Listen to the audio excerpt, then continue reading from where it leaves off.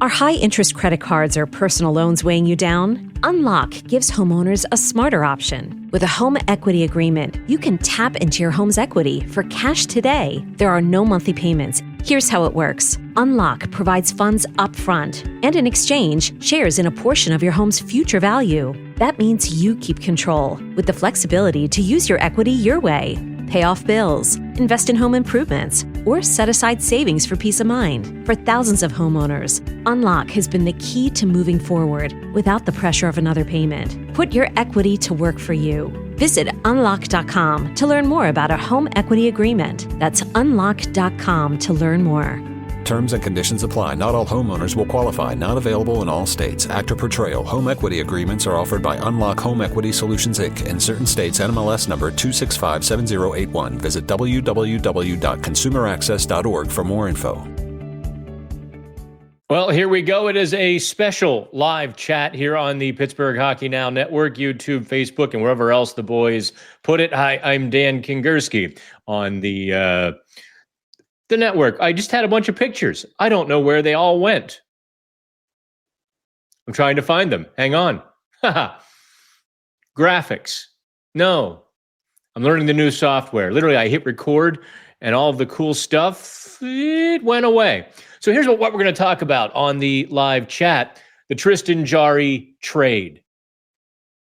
There's multiple levels to unpack here, and I'm going to get very specific. We're going to get in the weeds here, both the positives and negatives. I'll be honest, it did surprise me just a wee little bit, at least the timing of it. The funny thing is, this morning, talking to a source, that, Tristan Jarry was aware of the trade talk. Maybe not necessarily to the level that it reached this morning, because people thought, okay, after Christmas is when this trade would go down, including, I think, Tristan Jarry. That's what I believe, that he believed after Christmas the deal would go down. However, as I'm writing this, literally, Elliot Friedman breaks the first report that today the trade could happen. I hear that the talks are in a delicate position. And then literally before I can hit publish, all hell breaks loose. Sam Poulin is included. The Penguins trade Jarry Poulin to the Edmonton Oilers in exchange for left-handed defenseman Brett Kulak, goalie Stuart Skinner, and a 2029 second-round pick. And even those of you who are very young, if you want to feel old, realize that 2029 second-round pick will have been born in 2011. Yeah, that's a humbling little stat there, isn't it? So I want to get into, let me see if I can find these pictures here before I quit and give up, because they were all just there a minute ago. I guess maybe I have to do these. Well, let me do this first. Here is Kyle Dubas telling us exactly why he made the trade. Like I've said it in a number of these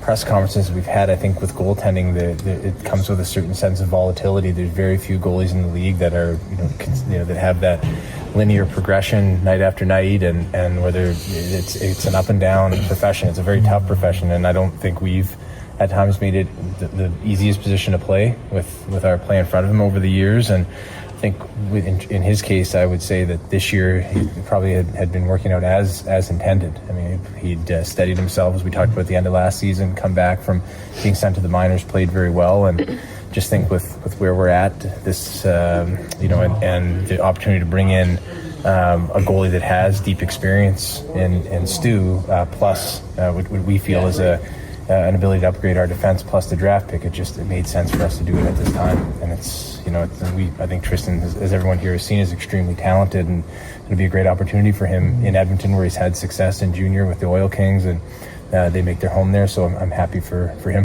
I don't know if I like this new software where I have to actually hit 3 buttons to get me back on the screen, but that's Kyle Dubas. Now, did you notice the first couple sentences there?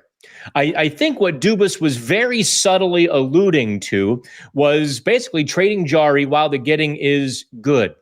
there's a lot of volatility in goaltending. Very few goalies around the league have a linear progression night to night. Essentially, what he's saying is, yeah, guys struggle, and then guys have a good year or 2 years. He went through that in Toronto. Think of Campbell and the goaltenders he went through, including Matt Murray up north. And so when he comes down to Pittsburgh, he re-signs Tristan Jarry. Technically, it was kind of a free agent signing because after July 1st, you get the idea. And Jarry promptly has 2 of the worst years of his career. That's the volatility. Jarry rebounds this year. Now look conversely. What did the Penguins acquire? We'll get to Brett Kulak in a few seconds, but they get Stuart Skinner, whose stock is probably at an all-time low right now. I don't think Skinner's stock will ever get lower unless he completely crashes out with the Penguins. So that volatility, basically what Kyle Dubas did was sell high on Tristan Jarry. He improved the Penguins' defense. He got a project or a gamble in net and a second-round pick. If I had told you in August the Penguins would get just a second-round pick for Tristan Jarry, how many of you would have raised your hand and said, let's do it? 98% of you? Now, if I said you got defenseman Brett Kulak, who probably could be, maybe, possibly their best left-handed defenseman, how many would have done it? I'm pretty sure 100% of you would have said yes. Now you toss in Stuart Skinner. It's a very unique move because there's not a lot of future to this move. This move is kind of about now. Jarry becoming the number 1 goalie. Penguins are in a playoff spot. So from that standpoint, it is interesting, but it is Dubas clearing up next year. He referenced a couple of times in his press conference, and I will apologize, I didn't have time to cut that video where, he kind of said next year it's wide open. The Penguins have no commitments to goaltenders next season. Arturs Sheilofs will be a restricted free agent, but they could just as easily say, thanks for playing. Here's the home version about your career now. Thank you for coming. They could let Stuart Skinner, if he doesn't work, walk. They'd have Sergei Murashov, Joel Blomqvist, and what's behind door number 3? Interesting setup Dubas has. He really is kind of flinging open the doors for next year in the sense that whoever plays well will be in Pittsburgh. Whoever doesn't, he now has no encumbrances. He now has no contracts that he must pay or sign or players who are tied to them beyond this year. It does kind of hurt the Penguins' playoff rush, though. Make no mistake, because Murashov is not coming up, the goaltending tandem for the foreseeable future, that's Dubas's quote, will be Artie Sheilofs and Skinner. Now, before I go to the chat, there are 3 things here, I think, text and subtext to the Tristan Jarry trade. First of all, Jarry's value probably would never be higher than it is right now. It surprised me. I thought they would keep him because he's playing so well, but Dubas decided to maximize now. Skinner's value being very low, he's able to include him in the deal. Here's where the things get interesting, and there's sets and subsets to Stuart Skinner. If you resurrect Skinner, his value is low. If the Penguins goalie coaches, Andy Chiodo, John Elkin, are able to help him take a step forward, now you've got a guy you might re-sign, or you've got a guy who's a pretty good trade chip. Or 3, if he doesn't take a step forward and you're not very happy, you do let him walk. So those are the 3 options that the Penguins and Stuart Skinner will be facing. And the light burned out. The extra little light. I tell you what, it's Murphy's Law, kids, when I do a live chat. So I think I've laid everything out here in the first 9 minutes of this chat. Let's get to the actual chat. And so they're doing this live. Hungry Hobo points out they also waived Matt Dumba for, well, I don't know that they did it for Kulak, kind of. They needed a roster spot, and they're going to have a lot of defensemen. They needed to get rid, or they needed to move one. I hate to say get rid of one. Dubas did mention it wasn't an easy conversation to have with Dumba. He is a proud veteran, and I got that sense. Like, when I haven't actually talked to Dumba since the end of training camp, beginning of the regular season. I think I've just, briefly said hi or, quick question here or there once since then, because I could tell that he was struggling to deal with this new situation. And I, like, what am I going to ask beyond about the, one or two questions about a specific game? The questions you're going to ask are how you're dealing with, the scratches and going back in and forth. And I just sort of took a little courtesy with the player and left him be. No, not easy for Dumba. But you're going to have Harrison Brunick coming back. Don't forget, they activated Jack St. Ivany as well. Another right-handed defenseman. Their hands are tied with St. Ivany. And I probably should write a bit. I'm going to make a note here. Write about St. Ivany. JSI.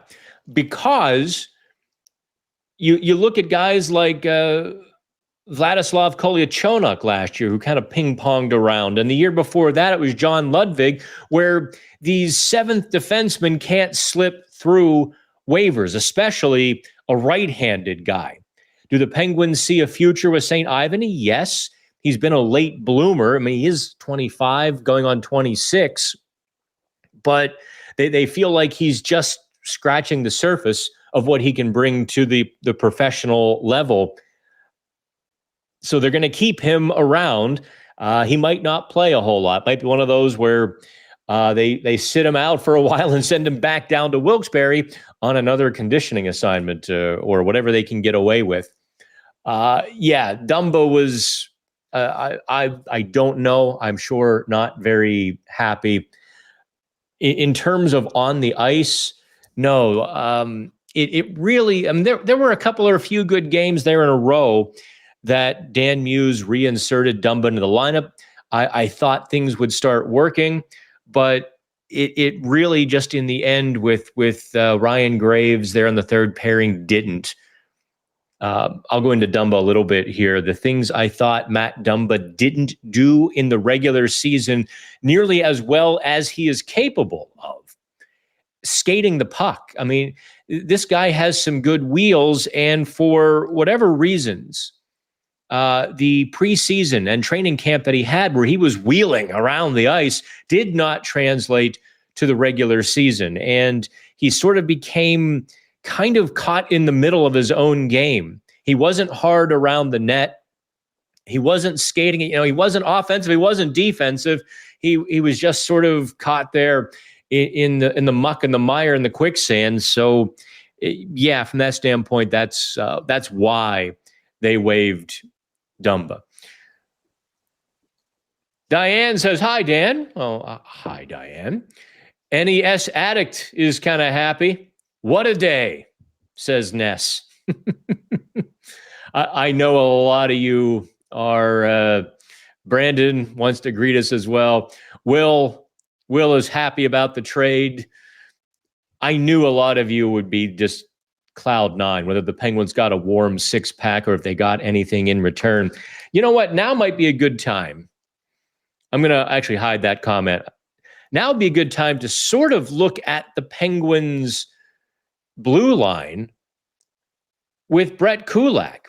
Now, what Kulak is, the scouting report on him and the actual play differ quite a bit. Here was a guy who was kind of an offensive defenseman in junior hockey, has been a defensive defenseman, 6'2", somewhere around 200 pounds in the NHL. So he's got decent enough feet. He's got some puck moving skills, but by and large, in Edmonton, he has adopted a net front clearing sort of presence.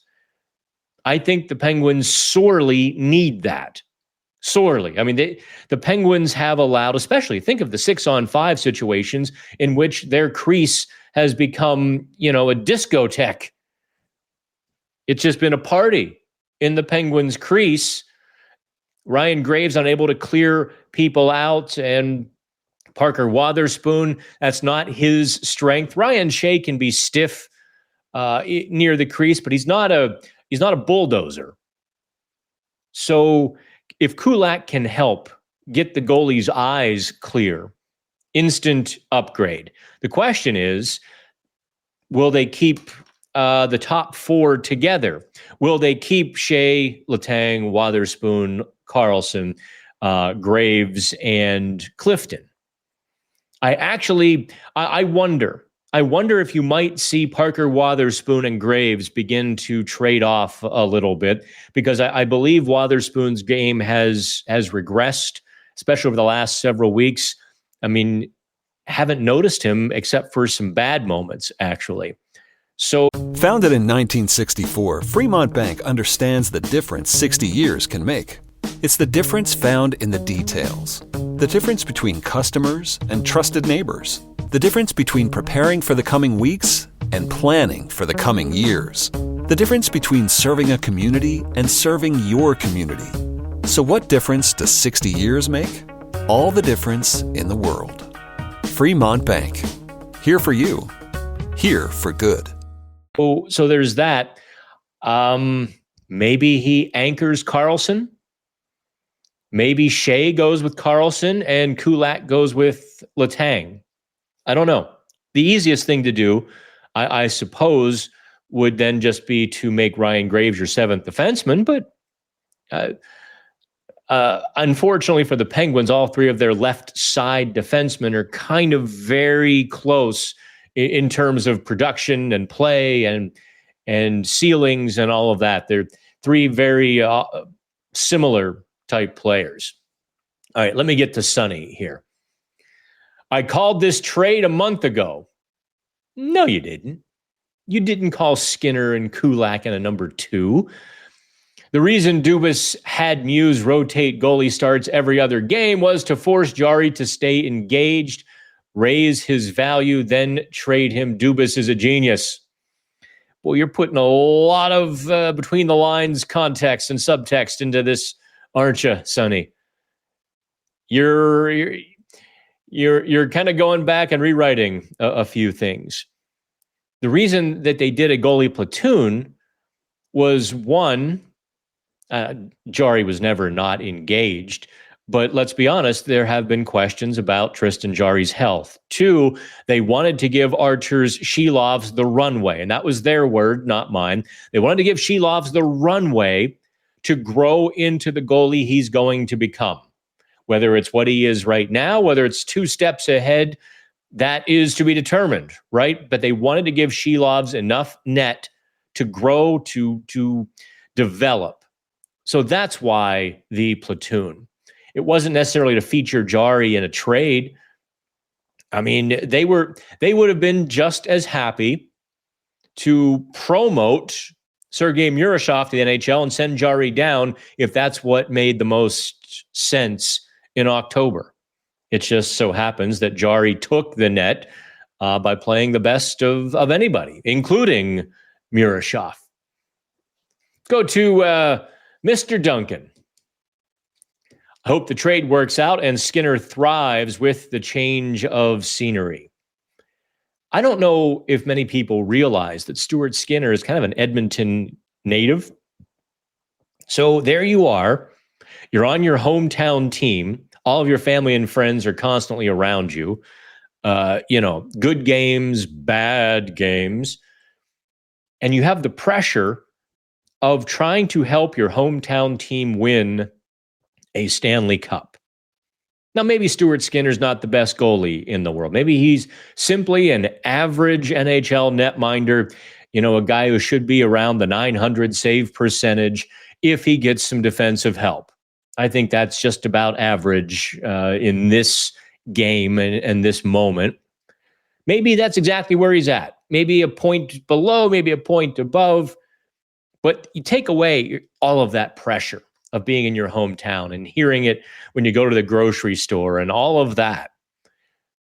Skinner might very well find himself with just a lighter load with the Pittsburgh Penguins and in Pittsburgh until he lets up a couple of goals and you're all on him too. Bring up Murashov. Let's be honest. We know it's going to happen. Let's get to Brandon's question here. There's rumblings from Edmonton media folks that both goalies wanted out from their respective teams. Maybe this is a positive for Pittsburgh if that's true. I didn't feel that way this morning. I certainly think that Skinner probably would have liked a different scenario in Edmonton where the GM comes out and says, okay, Picard and Skinner have until Christmas to figure this out, or we're making changes. Perhaps that's where Tristan Jarry expecting to be dealt comes from. But I never got the impression that Tristan Jarry was unhappy with the Penguins. He had his family here. He certainly had every chance to ask out last year and didn't. I mean, he might have been open to a trade, especially when you're languishing in Wilkes-Barre. But to the best of my knowledge, and I don't recall hearing any other reports to the contrary, Jarry didn't ask out. So I don't know. I'm not sure about those reports. Now, if I saw where they came from, and it's like Jim Matheson or one of the Edmonton beat writers, I probably would be very inclined to believe it, at least from Skinner's side. All right, let's go back to Hobo. Just repeated your first comment here. Let's go to Wayne. Hey, Wayne has a new complaint. This seems like a salary dump. They had to take two players they didn't need to offset Jarry's salary this year. Then they get out from under the next 2 years of his contract and a futuristic pick. I don't think so at all. I don't think this is a salary dump at all. Kulak makes the Penguins better today or when he gets here. Actually, I should explain a little bit of something about Brett Kulak's situation because he's Canadian and has never been employed by a U.S. team. He actually has to go through immigration from like start to finish now. He has to get his visa to work in the U.S. That could take several days. Kind of Dubas sort of cracked the smirks. Like I've been through that myself. And it can take, you don't know how long it's going to take. So maybe they have Kulak for Sunday. Maybe they don't have him until next week. Although the irony would be after next week, the Penguins go up to Canada. That's the Montreal, Ottawa, back from Montreal up to Toronto. So I suppose in that scenario, if things take a minute, he could play 3 or 4 games after the next few games. But no, in terms of a salary dump, maybe Skinner was to balance it out, but Kulak most certainly was not. And let's be honest, if you're the Penguins, you can eat salary for a couple of years, or you take on Stuart Skinner for 6 months. Easy peasy. No, there's no complication in that decision whatsoever. You've got a guy who could help you, who at worst is a placeholder for Sergei Murashov. And maybe at best, he becomes insurance for Artie Sheloffs. If Sheloffs doesn't progress and Skinner does, well, then maybe next year it's Skinner Murashov. There's no rule that says that can't happen. B. Schaefer says, I'll take a second rounder. Oh, yeah, for just... Dan, I just got here. Will Jarry be starting in Edmonton? Well, I don't think they got him to play defense. Yeah. It's going to be Jarry Picard. So, yes, Jarry, in fact, will be the number 1 goalie in Edmonton. Yeah. Let's go to Berg Dude, impressed at the courage to make a big move like this. Bigger move than Gensel. I don't know about that. I'm not sure how you're seeing that, Berg Dude, but okay. I get being pumped about it.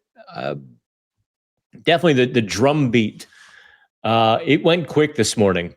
I suppose once Edmonton probably buckled or maybe Dubas accepted, it's funny how those things work. You have several phone conversations and you're a mile away because one side doesn't want to do this or the other side doesn't want to do that if you do this. And then one side says, hey, how about this? You're like, oh, yeah. And it comes together very quickly. Let's see here. Invictus Tsunami, something.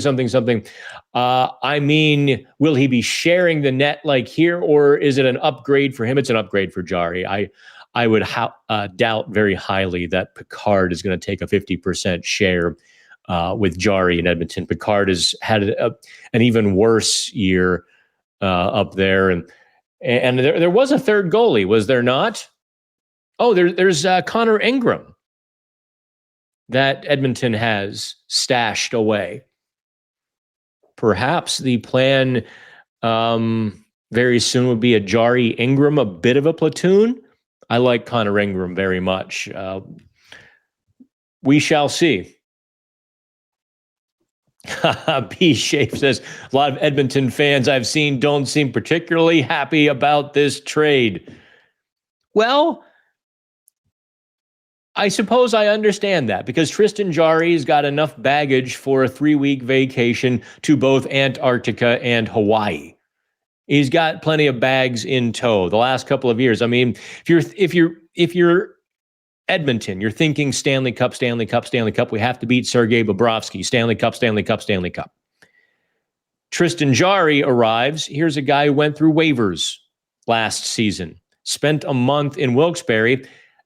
And the only reason that he actually came back to the NHL, mind you, was that Joel Blomqvist proved that he couldn't handle the NHL load. Even the NHL game, Blomqvist was lit up like a Christmas tree, and they basically had to recall Tristan Jarry to avoid Blomqvist suffering catastrophic confidence meltdown. So I understand why Edmonton fans might be a little bit tepid on Jarry. I will speak to them perhaps right now. Some of the stuff I've said to you over the last month or two. There is something different about Tristan Jarry this year.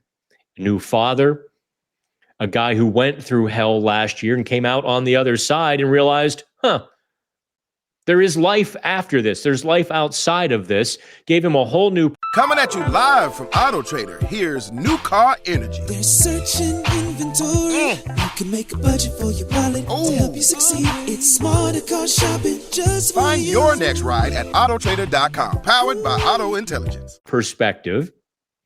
And he's played brilliantly. He might have played in the last 2 or 3 weeks the best hockey of his career.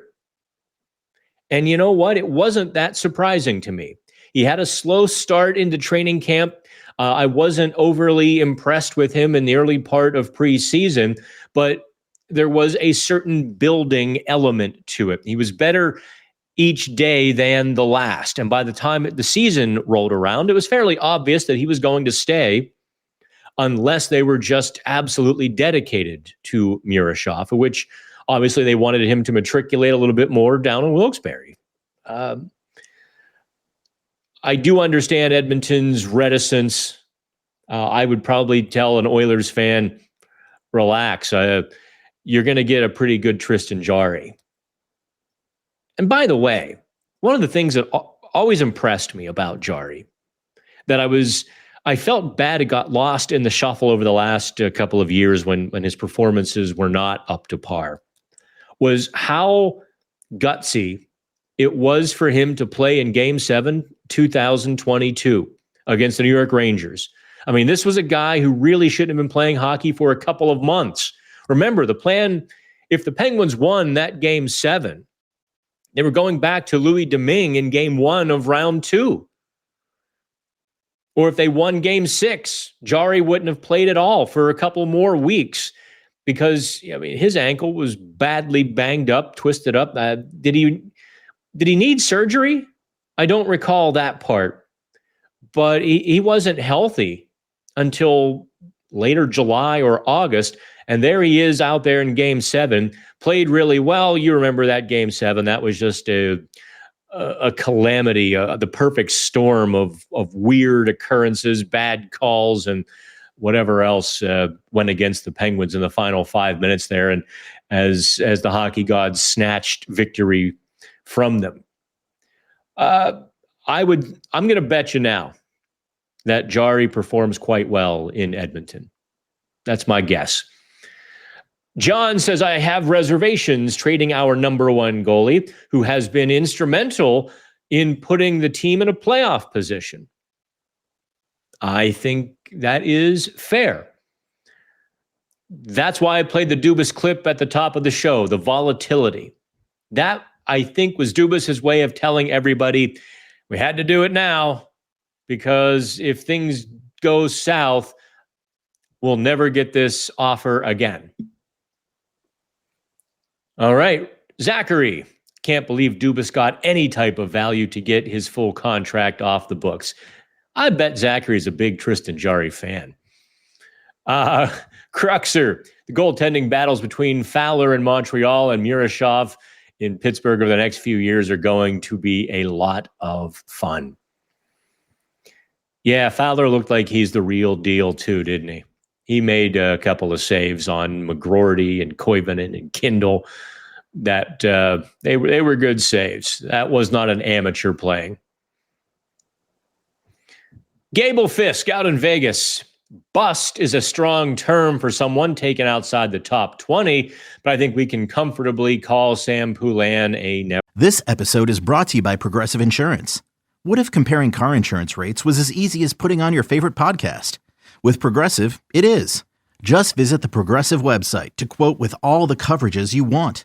You'll see Progressive's direct rate, then their tool will provide options from other companies so you can compare.